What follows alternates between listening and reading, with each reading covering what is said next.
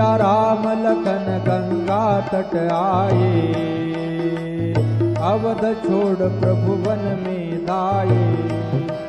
सिया राम लखन गंगा तट आए, हाथ जोड़ कर प्रभु के आगे केवट मगन खड़े।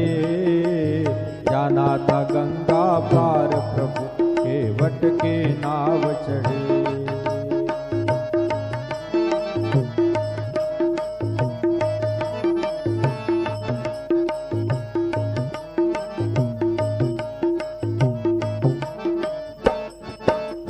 प्रभु बोले तुम नाव चलाओ, पार हमें केवट पहुँचाओ।